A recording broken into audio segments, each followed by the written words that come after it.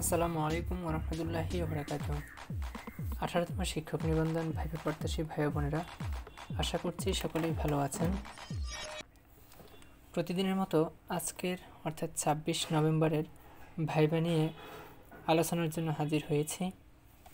আশা করছি সকলে ভালো আছেন এবং ভিডিওগুলো থেকে উপকৃত হচ্ছেন। আজকে যে ভাইরা অনেকেই আমাকে তাদের ভাইভা এক্সপিরিয়েন্সটা জানিয়েছেন আপনাদের সাথে শেয়ার করতে। তো তাদের মধ্যে থেকে দুইজনের হুবহু ভাইভাটা তুলে ধরব এবং অন্যদেরগুলো গুরুত্বপূর্ণ প্রশ্নগুলো নিয়ে আলোচনা করব ইনশাল্লাহ।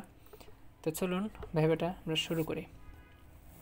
ক্লাসের প্রথমেই বলি, আজকে মূলত 26 তারিখ অর্থাৎ 26 নভেম্বরের ভাইভাটা নিয়ে আলোচনা করব। প্রথমে আলোচনা করব সাদ্দাম হোসেন ভাইয়ের, যিনি সকাল 9:30-এ গ্রুপ 3A-তে পরীক্ষা দিয়েছেন।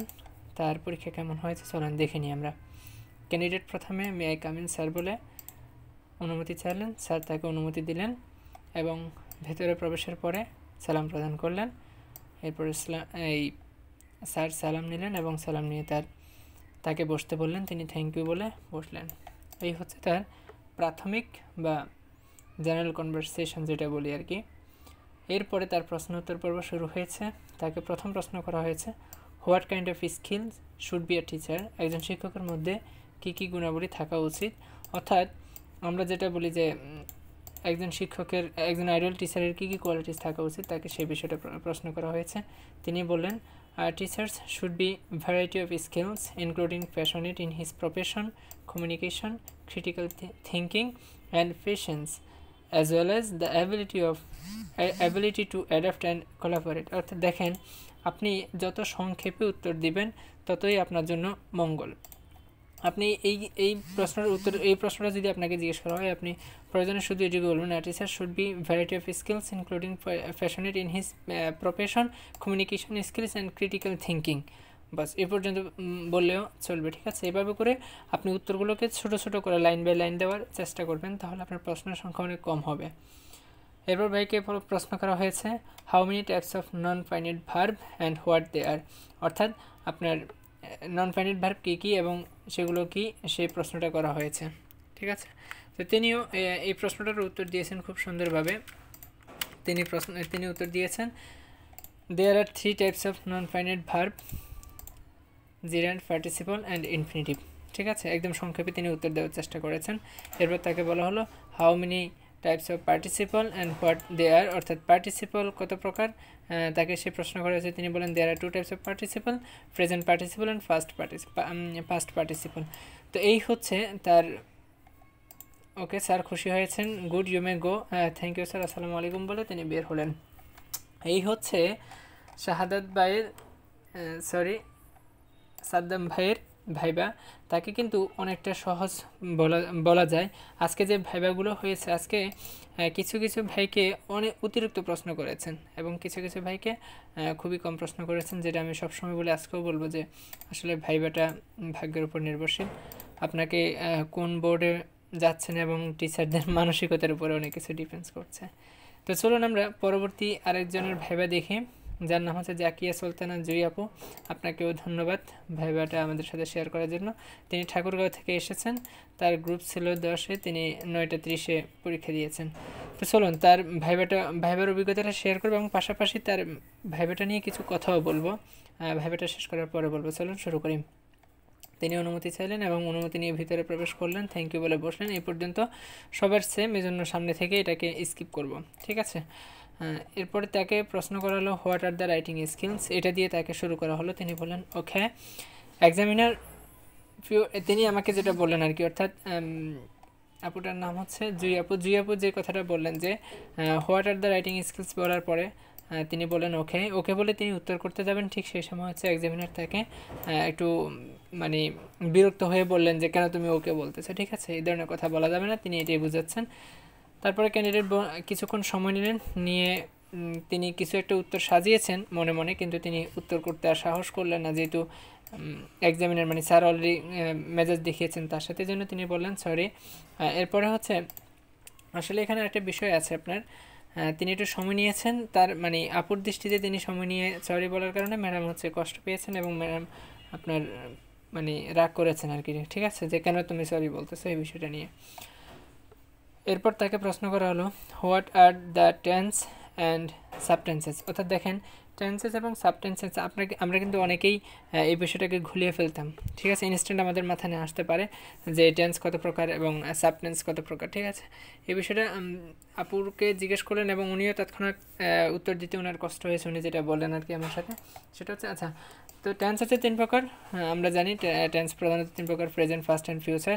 আর সাব টেন্স হচ্ছে সর্বমোট টেন্স আমরা 12 প্রকার বলে থাকি, present simple, first present continuous, present perfect, present perfect continuous, এভাবে করে তিনি সবগুলোর উত্তর দিলেন। তারপরে দেখেন তাকে বলা হলো give me an example of past action, অর্থাৎ পাস্ট অ্যাকশন থেকে একটা এক্সাম্পল দিতে বলা হয়েছে। তিনি বলেন I went to market, I went to the market, এই কথা বলার পরে তাকে কিন্তু আবার বলেন মানে প্রশ্নটা এরকম আর কি, এটা কি ফার্স্ট অ্যাকশন?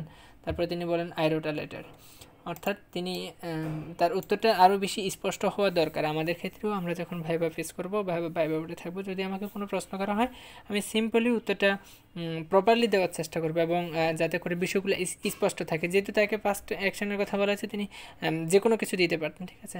তো তিনি যেটা দিয়েছেন এটা যে ভুল, বিষয়টা এরকম না আসলে। I want to the market, এটাও কিন্তু হয়তো ম্যাডাম শুনছে আই ওয়ান্ট টু মার্কেট, এরকম কিছু হতে পারে, আমি জানি না শিওর কেন হয়নি। যদি আপনাদের কাছে কোনো এইটার কোনো ডিসক্রিপশন জানা থাকে, মানে যে কেন I went to the market বললে হবে না, এটা যদি জানা থাকে তাহলে একটু শেয়ার করতে পারেন কমেন্ট বক্সে, আমরাও শিখতে পারবো ইনশাল্লাহ। ওকে, তাকে বললো এটা কি ফার্স্ট অ্যাকশন, মানে তার প্রশ্নের ধরনটা এমন ছিল আর কি। তখন তিনি বলেন আই রোট এ লেটার, তারপর হয়তো ম্যাডাম বুঝতে পারলেন যে ঠিক আছে। এরপর তাকে প্রশ্ন করা হলো হোয়াট ইজ প্রিপোজিশন, প্রিপোজিশনটা কি? তিনি বলেন preposition is a word that sits before noun or pronoun and connected with the other words in a sentence. দেখেন আমরা যদি আমাদেরকে যদি এখন জিজ্ঞেস করা হবে প্রিপোজিশন কি, আমরা বলবো preposition used before noun and pronoun. আমরা এখানে সিট না বলে আমরা এখানে কি বলবো, ইউজড বলবো, ঠিক আছে, অথবা ইউজেস বলবো, যেটা বলি না কেন আমরা। ওকে, এরপরে তাকে প্রশ্ন করা হলো হু ইজ কুবলা খান। দেখেন তাকে কিন্তু অনেকগুলো প্রশ্ন করা হয়েছে। হু ইজ কুবলা খান? তিনি বললেন Kubla Khan is one of the prominent works of S T. Coleridge. দেখেন এই যে এই প্রশ্নটা তাকে কিন্তু হু ইজ কুবলা খান বলার পরে তিনি যখন এই উত্তরটা দিয়েছেন তখন কিন্তু ম্যাডাম একটু মানে রাগ করলেন, যে angry replied that you should understand the difference between who and what. অর্থাৎ যে উত্তর তাকে কিন্তু হু জিজ্ঞেস করছে, কে কুবলা খান কে, সেই প্রশ্নটা জিজ্ঞেস করা হয়েছে, কুবলা খান কী সেটা জিজ্ঞেস করা হয়নি। সুতরাং ম্যাডাম রাগ করলেন এবং তার সাথে একটু উত্তেজিত হলেন, এই হচ্ছে বিষয়, এবং তিনি বললেন যে সরি ম্যাম।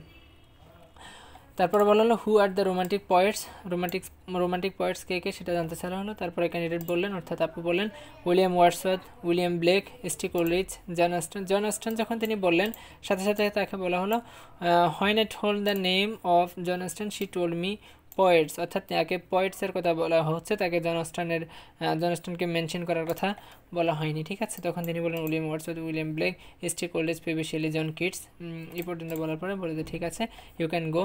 ক্যান্ডিডেট বললেন থ্যাংক ইউ বলে সালাম দিয়ে বের হলেন।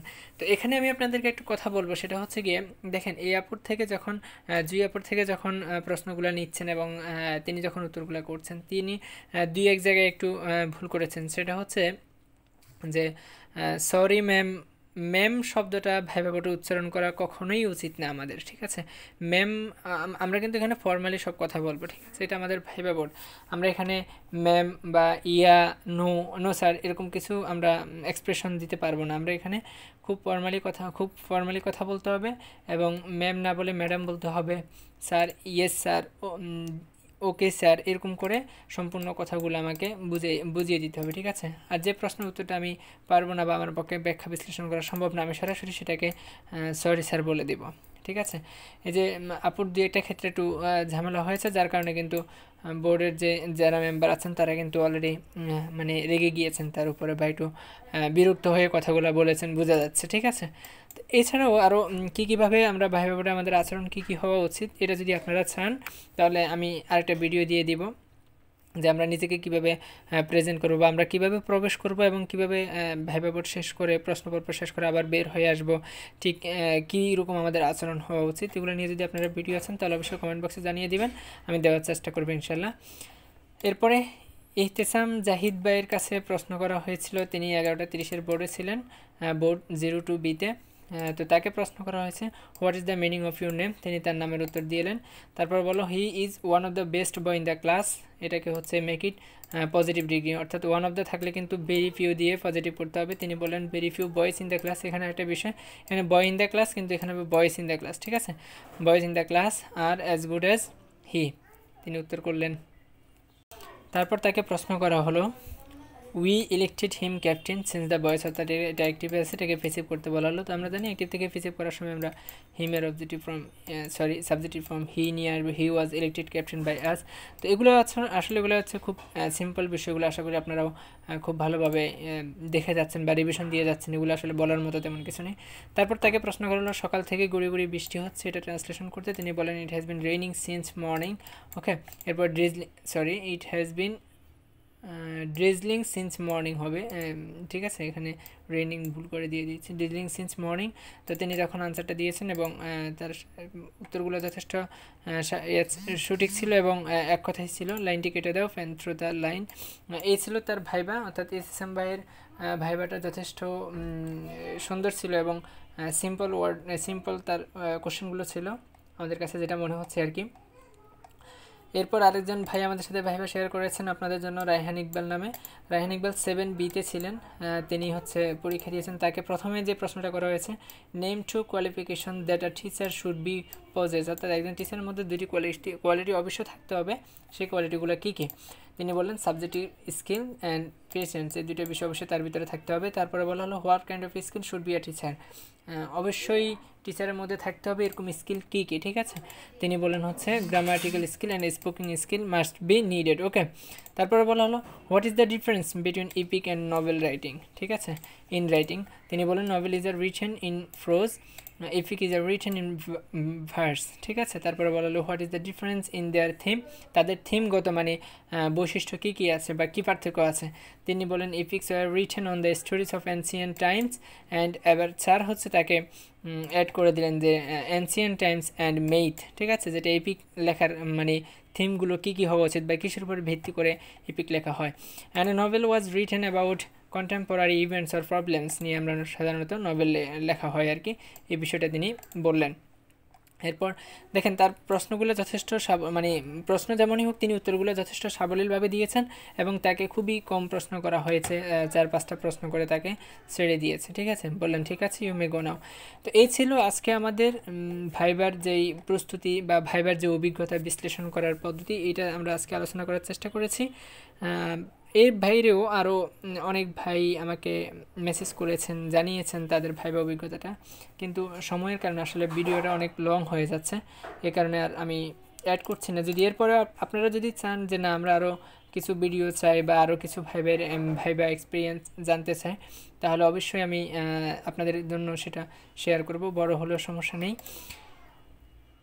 আর ভাইবা আমি সবসময় বলি যে ভাইবাটা আপনি সব কিছু মিলিয়ে একটা ভালো প্রস্তুতি নিয়ে যেতে হবে এবং এক্সাম হলে অর্থাৎ ভাইবা বোর্ড রুমে আপনাকে অবশ্যই একটু ঠান্ডা মাথায় বা খুব মনোযোগী হয়ে আপনি ভাইবাটা ফেস করতে হবে।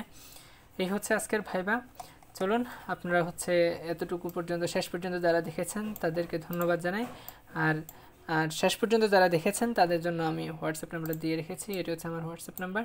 আপনারা হচ্ছে ভাইবা দেওয়ার পরে হোয়াটসঅ্যাপে আপনারা চাইলে যদি আপনাদের ইচ্ছে হয় যে আপনার ভাইবাটা আপনি স্মৃতি হিসেবে রাখবেন অথবা অন্যদের সাথে শেয়ার করবেন, আপনি শেয়ার করতে পারেন। যেরকম আপনি দেখে অন্যদের থেকে আপনি ভাইবাটা দেখে শিখছেন বা নিজেকে প্রিপেয়ার করতে পারছেন, একই রকমভাবে আপনার থেকে দেখেও অন্যরা হচ্ছে শিখবে বা নিজেকে প্রিপারেশন নিয়ে তারা সুন্দরভাবে ভাইবা বোর্ডে উপস্থিত হওয়ার চেষ্টা করবে। আপনারাও শেয়ার করতে পারেন। ধন্যবাদ সবাইকে সাথে থাকার জন্য। আর আপনারা অন্য কোন বিষয়ে ভিডিও চান সেটাও অবশ্যই জানিয়ে দিবেন। এ পর্যন্ত রইল। আল্লাহ হাফেজ। আসসালামু আলাইকুম ওয়া রাহমাতুল্লাহ।